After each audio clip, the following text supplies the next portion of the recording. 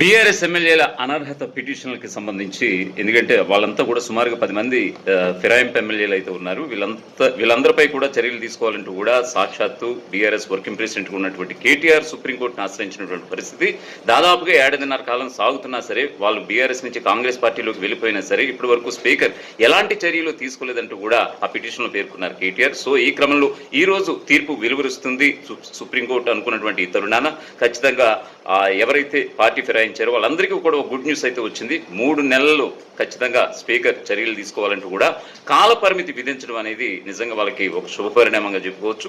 ఏదేమైనా సరే ఖచ్చితంగా స్పీకర్ అయితే నిర్ణయం తీసుకుంటారా లేదా అనేది మరో 3 నెలల వరకు వేచి చూడాల్సిందే.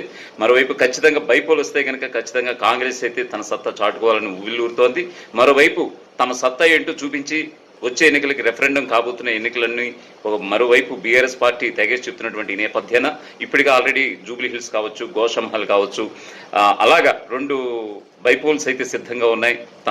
ఆ ఎన్నికల్లో కూడా సత్తా చాటాలని ఉవ్విళ్ళూరుతున్నటువంటి బీఆర్ఎస్ పార్టీ కూడా ఖచ్చితంగా ఈ 10 మంది ఎమ్మెల్యేల అనర్హత పిటిషన్పై ఒక కొలిక్ వస్తే కనుక 10 స్థానాల్లో కూడా సత్తా చాటి విజయ పేరు మోగించాలని ఇటు బీఆర్ఎస్ ఉంది. మరోవైపు క్రమక్రమంగా అంటే ఇప్పటికే ఎంపీ స్థానాల్లో తమ సత్తా చాటుకున్నటువంటి బీజేపీ పార్టీ కూడా ఎమ్మెల్యేల స్థానాల సంఖ్యను కూడా పెంచుకోవాలని చూస్తుంది. ఇప్పటికే బీజేపీకి రాష్ట్ర వ్యాప్తంగా చూసుకుంటే 8 మంది ఎమ్మెల్యేలు ఉన్నారు. ఆ సంఖ్యని మరింత పెంచుకోవాలని చూస్తుంది. ఏదేమైనా సరే బీఆర్ఎస్ నుంచి కాంగ్రెస్ పార్టీకి వచ్చినటువంటి ఎమ్మెల్యేల అనర్హత పిటిషన్లపై సుప్రీంకోర్టు తీర్పు అనేది నిజంగా ఎవరైతే ఫిరాయింపు ఎమ్మెల్యేలు ఉంటారో మరోవైపు అధికార పక్ష కాంగ్రెస్ కూడా కాస్త ఊరటనిచ్చే అంశంగా మనం చెప్పక తప్పదు.